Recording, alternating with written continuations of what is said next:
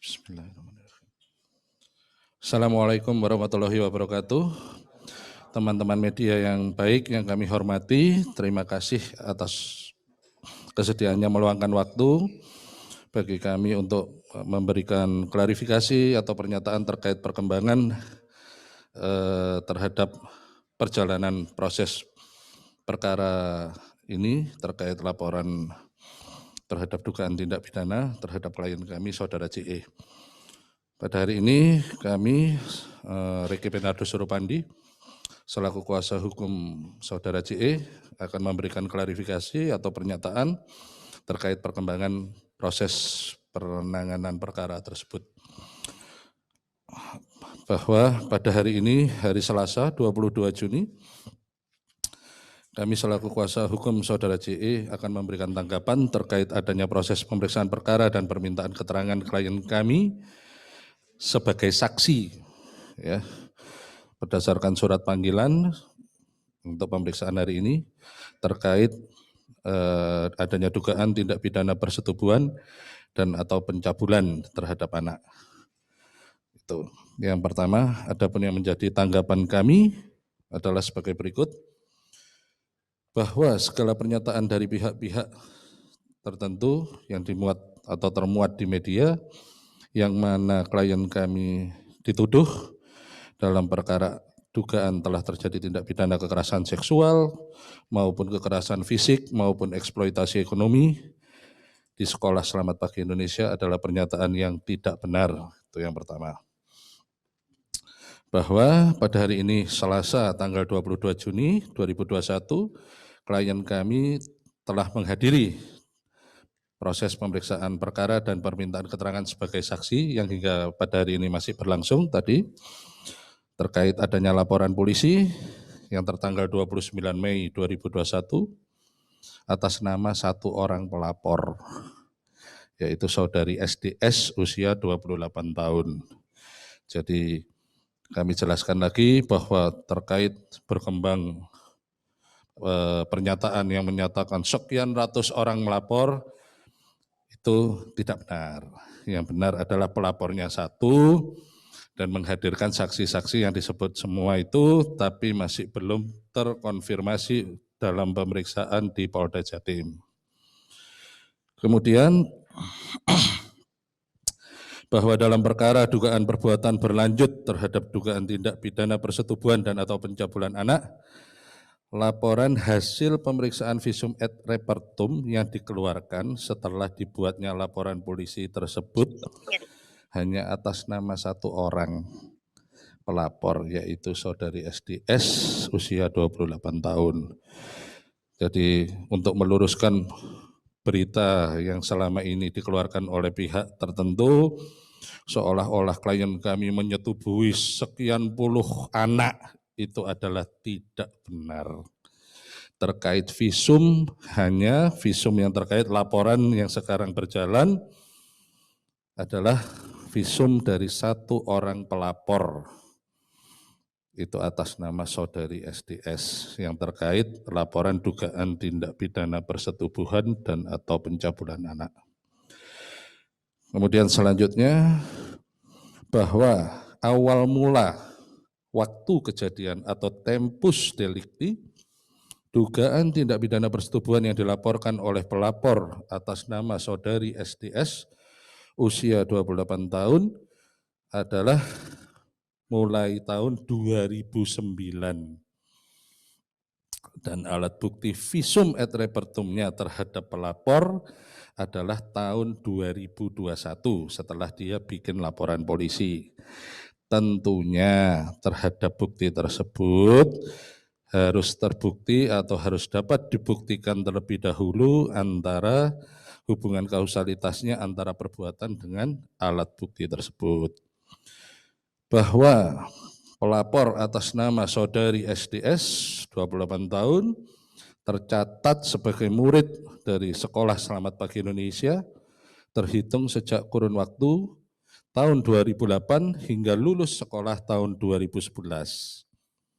Jadi pelapor ini, Saudari SDS, tercatat sebagai murid kami, murid Sekolah Selamat Pagi Indonesia, masuk tahun 2008, lulus tahun 2011, yang mana setelah yang bersangkutan lulus tahun 2011, yang bersangkutan atau pelapor memiliki keinginan dari dirinya sendiri untuk tetap bisa tinggal di Sekolah Selamat Pagi Indonesia, sehingga pelapor kemudian mengajukan permohonan kepada Yayasan Sekolah Selamat Pagi Indonesia untuk tetap bisa tinggal dengan tujuan bisa berkontribusi sebagai alumni yang biasanya di kami disebut YES atau Young Entrepreneur Society, yang mana dia bisa mengembangkan bakat keterampilan sesuai dengan minat bidangnya.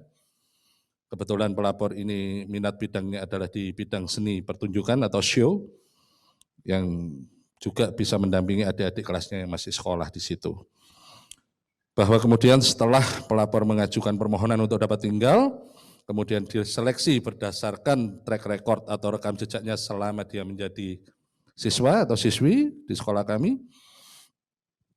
Akhirnya pelapor berikut beberapa orang itu diterima untuk tinggal di lingkungan sekolah terhitung sejak tahun 2011 hingga pelapor minta izin undur diri pada bulan Januari tahun 2021 karena mau menikah. Bahwa setelah pelapor lulus dan diizinkan untuk tinggal dan berkontribusi mengembangkan bakat keterampilan sesuai dengan minat bidangnya di bidang seni pertunjukan, sebagaimana yang saya sampaikan, pelapor serta beberapa orang yang sudah terseleksi tadi menerima pendapatan dari kita, dari Yayasan Sekolah Selamat Pagi Indonesia, bahwa pelapor selama bersekolah hingga lulus pada tahun 2011, yang kemudian pelapor mengajukan permohonan untuk tinggal kepada Yayasan Sekolah Selamat Pagi Indonesia, yang mana setelah diseleksi berdasarkan rekam jejak selama sekolah, pelapor diterima untuk tinggal di lingkungan sekolah kami, terhitung sejak 2011 hingga pelapor izin undur diri pada bulan Januari 2021 karena mau menikah. Pelapor dalam keadaan baik-baik saja, tidak pernah ada masalah, tidak pernah ada kejadian apapun di dalam selama dia berada di situ, dan dia dapat mengembangkan bakat keterampilannya secara maksimal. Bahwa kemudian selanjutnya yang terjadi tanpa ada alasan apapun, tiba-tiba tanggal 29 Mei tahun 2021, pelapor melaporkan klien kami dalam perkara dugaan melakukan tindak pidana sebagaimana yang saya sebutkan di awal. Kemudian bahwa jikalau pernyataan dari pelapor itu yang menyatakan telah mengalami kekerasan seksual atau persetubuhan atau dicabuli dan lain sebagainya sejak tahun 2009, maka pertanyaan kami mengapa tidak sejak semula melaporkan kejadian tersebut. Bahkan setelah pelapor lulus sekolah bersama beberapa orang itu tadi, mereka sendiri tergerak dari hatinya sendiri dengan senang hati meminta izin tinggal kepada yayasan kami untuk bisa berkontribusi yang tadi saya sampaikan, untuk mengembangkan bakat keterampilannya sesuai minat bidangnya. Jadi terkait adanya pernyataan yang menyatakan pelapor telah mengadukan kejadian tersebut bahwa dia mengalami kekerasan seksual, sudah mengadu dari tahun 2009 dan lain sebagainya, itu pernyataan yang tidak benar, pernyataan bohong itu. Jadi ya saya berharap dia bisa membuktikan lah bahwa Sekolah Selamat Pagi Indonesia berdiri di wilayah pemukiman warga. Sekolah kami bukan berdiri di tengah hutan yang tidak bisa diakses, tidak. Sekolah kami berdiri di tengah wilayah pemukiman warga, dapat diakses, dikunjungi siapapun, sehingga jika pernyataan dari pelapor yang menyatakan mengalami kekerasan seksual sejak 2009, mengapa sejak tidak semula melaporkan kejadian tersebut? Kalaupun memang kejadian itu benar dan dilaporkan tapi tidak ditanggapi, sudah sejak lama sekolah kami digeruduk massa pastinya, pasti sudah dibubarin gitu. Nah, kemudian kami selaku kuasa hukum saudara JE juga berharap agar para pelapor ini tadi atau pihak-pihak yang menuduhkan yang sebagaimana dengan laporan polisi itu Juga dapat dilakukan pemeriksaan psikologis secara menyeluruh dari rumah sakit pemerintah yang berwenang ya untuk memeriksa kejiwaannya agar dapat diketahui secara medis kondisi kejiwaannya. Sama dengan klien kami juga melengkapi pembuktian dengan alat bukti itu, hasil pemeriksaan jiwa, yang mana nanti itu bisa terbukti secara medis bahwa klien kami tidak memiliki kelainan seksual kan gitu. Karena berita yang beredar sesuai dengan pihak yang menyatakan itu tadi seolah-olah puluhan, ratusan anak-anak sekolah di situ menjadi korban sampai ada kalimat predator anak itu. Dengan kalimat itu kan harus dibuktikan secara medis kan gitu. Bahwa selain itu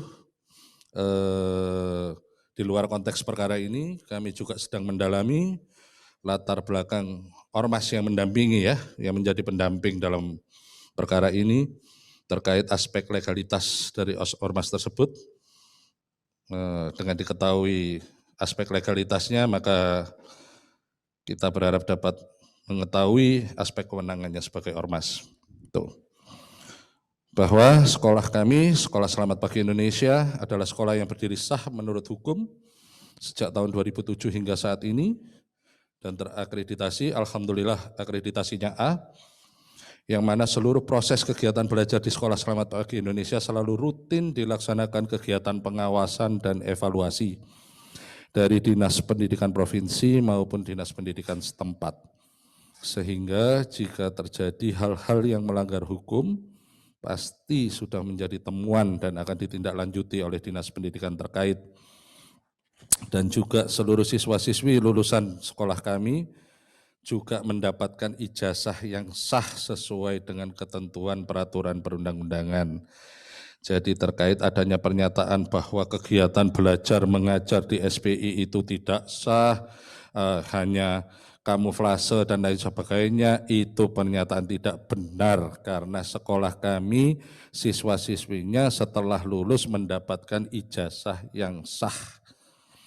Kalau kegiatan belajar mengajar itu tidak ada kan ya tidak mungkin dapat ijazah yang sah gitu. Kemudian bahwa sistem pengawasan internal yang dilakukan oleh para pembina dan pengawasan internal sekolah sangat ketat, sehingga dapat kami pastikan semua siswa-siswi dengan segala aktivitasnya pasti terpantau. Kemudian bahwa Sekolah Selamat Pagi Indonesia adalah sekolah yang gratis tanpa dipungut biaya, yang juga merupakan sekolah SMA dengan kurikulum SMA reguler, yang mana siswa-siswinya juga diberi tambahan keterampilan teknis, sehingga setiap lulusan siswa-siswinya dapat memiliki 2 kompetensi berupa pembelajaran reguler dan kompetensi keterampilan bersertifikat.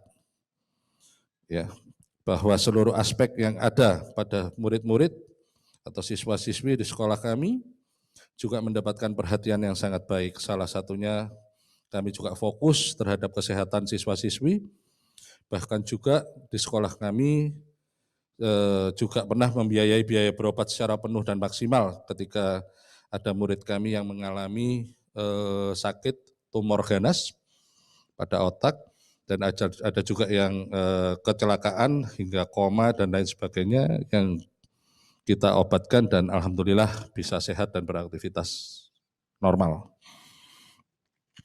Kemudian di sekolah kami juga memiliki sanksi atau peraturan-peraturan terkait adanya jika ada pelanggaran yang dilakukan oleh siswa-siswi, maka sanksi di kami adalah dikeluarkan atau dikembalikan kepada orang tua atau walinya.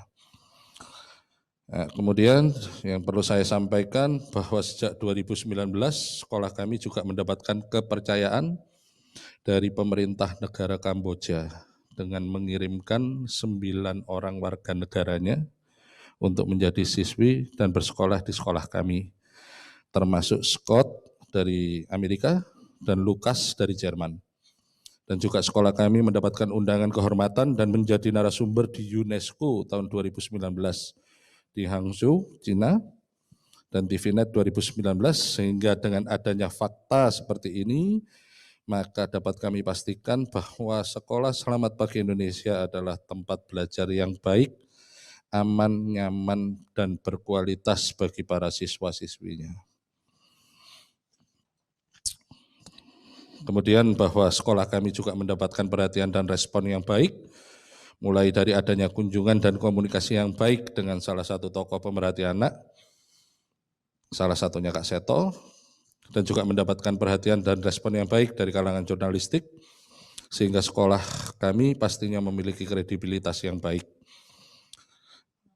Bahwa karena terdapat adanya tindak pidana yang berdasarkan laporan polisi yang sekarang sedang berjalan, yang mana dalam laporan tersebut klien kami menjadi pihak terlapor, maka dengan ini kami selaku kuasa hukum menyatakan bahwa laporan tersebut belum terbukti dan kami akan kooperatif mengikuti seluruh proses hukum yang ada sesuai dengan ketentuan peraturan perundang-undangan yang berlaku.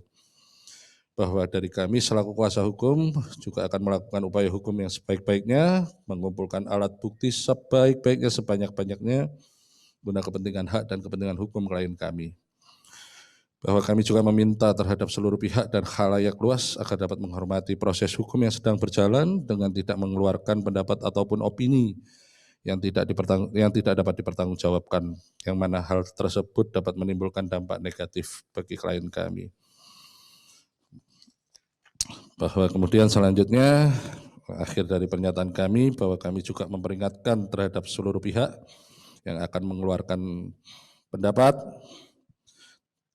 hendaknya konfirmasi terlebih dahulu kepada kami, sehingga ketika ada berita yang tidak dapat dipertanggungjawabkan, ketika ada berita yang tidak atau opini yang tidak dapat dipertanggungjawabkan yang menimbulkan dampak negatif bagi klien kami, maka kami secara tegas akan melakukan tuntutan hukum sesuai dengan ketentuan peraturan perundang-undangan yang berlaku.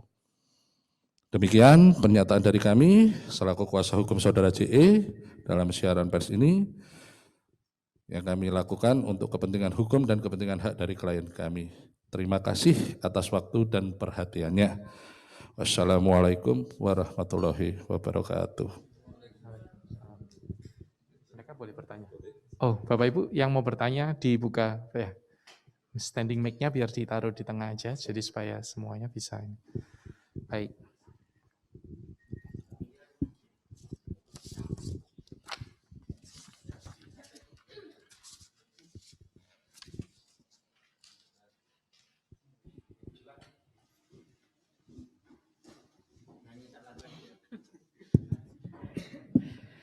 Terima kasih Pak Reki.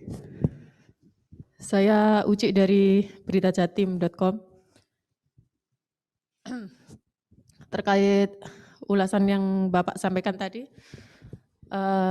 menjawab kalau mengacu kabar-kabar pemberitaan selama ini kan korban ada 21 orang dan itu juga dibenarkan oleh Dinas Pemberdayaan Perempuan Jawa Timur, Pak. Itu yang mengeluarkan rilis seperti itu. Tapi faktanya hanya 1 orang dan 1 orang pun kejadiannya 2008, Pak ya. 2009, artinya sudah 12 tahun. Nah, itu secara hukum itu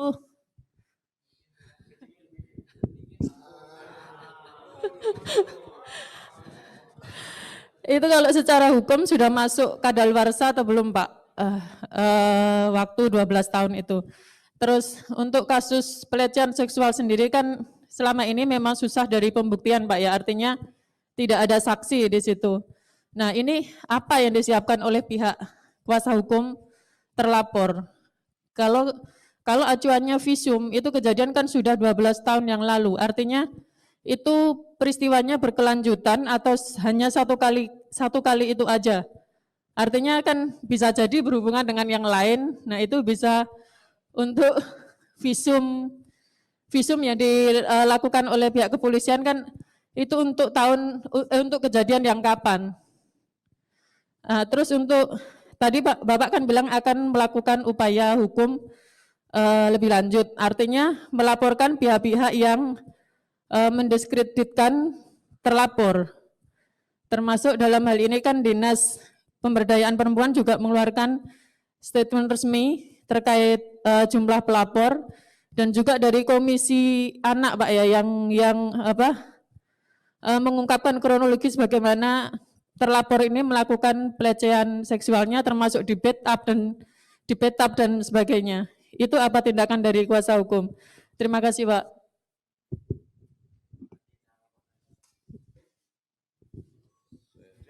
Oke. Iya, Pak Regi. Oh, sorry. Oke, dijawab dulu aja ya, 3 pertanyaan, setelah itu Bapak.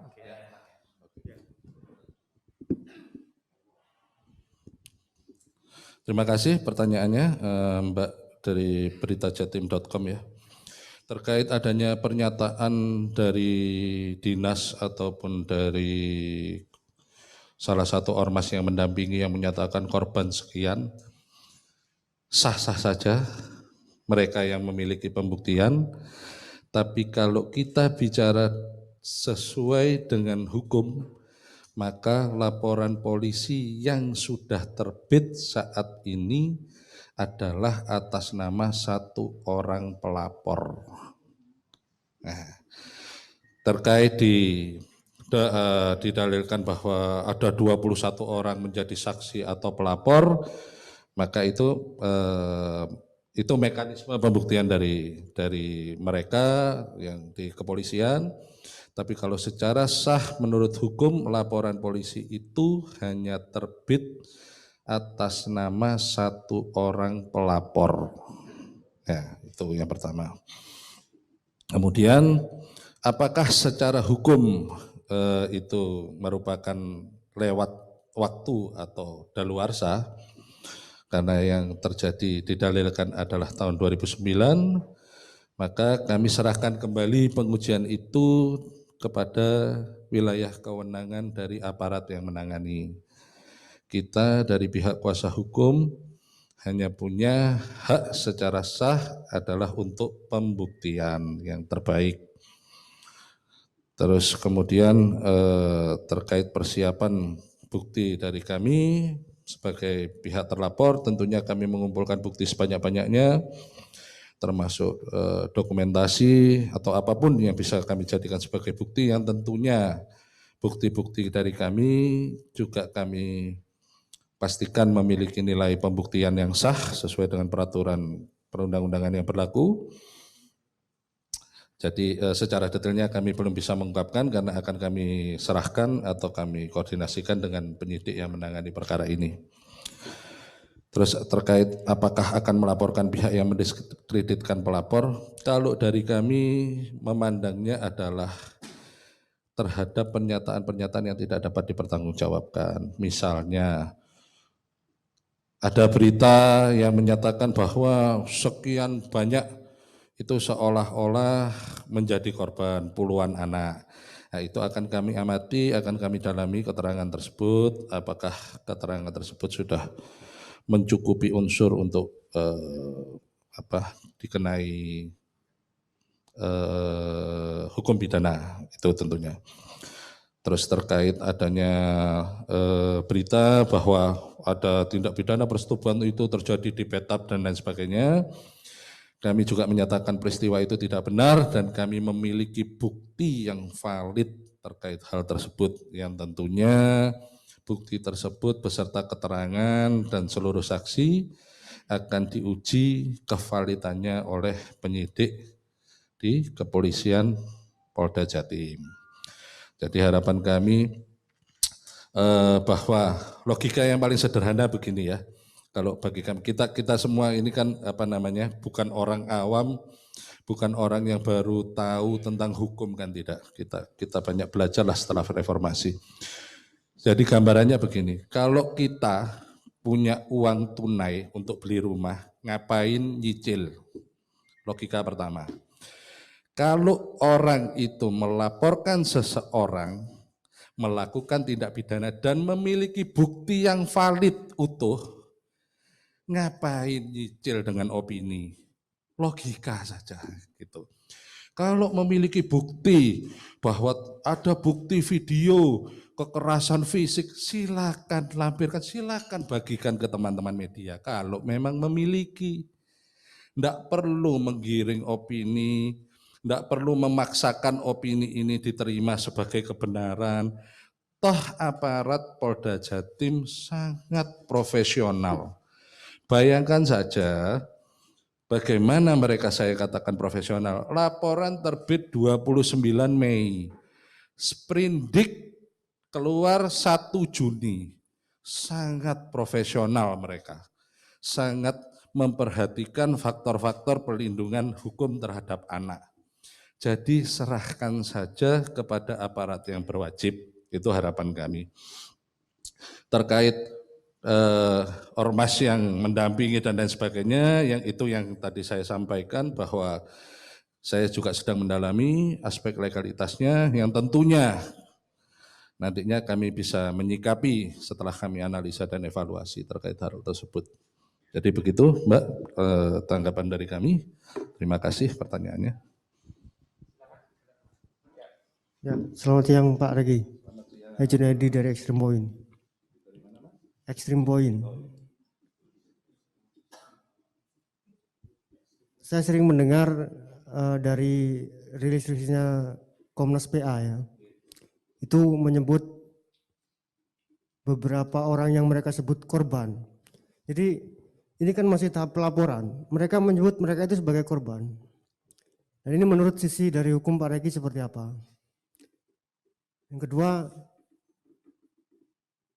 Komnas PA. Saya tahunya Komnas PA itu sudah nggak ada, ganti LPAI ya kalau nggak salah. Nah, jadi pendampingan itu legalitasnya seperti apa Pak? Menurut dari versi kuasa hukum pelapor. Makasih Pak. Terima kasih Pak Jun dari Extreme Point.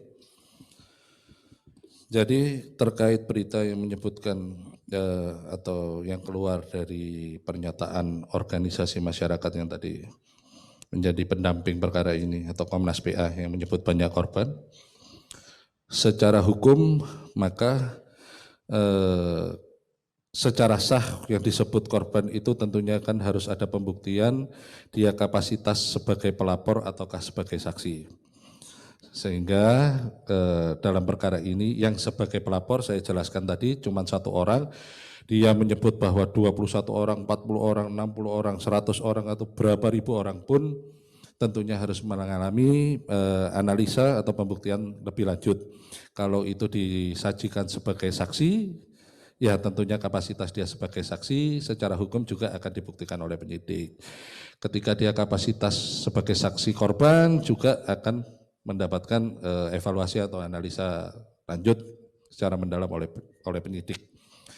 Terus terkait legalitas Komnas PA sendiri, setahu kami juga dari portal berita yang tahun lalu juga ada berita tentang itu terkait legalitasnya Komnas PA, itu yang sedang kami dalami. Kalau menurut berita yang berkembang atau yang pernah dimuat di website, ada berita tentang itu yang monggo nanti teman-teman juga bisa membaca. Saya belum bisa berkomentar tentang itu karena saya harus melakukan analisa dan evaluasi, termasuk ketika ada berita yang menyatakan bahwa organisasi tersebut adalah tidak memiliki legalitas. Tentunya kami harus mendalami dulu dengan berkoordinasi dari Departemen Hukum dan HAM dan lain sebagainya. Jadi terkait itu legal atau tidak saya belum memastikan. Hanya berdasarkan berita yang pernah saya baca di salah satu website, itu pernah mengutip tentang legalitas Komnas PA. Itu. Terima kasih pertanyaannya.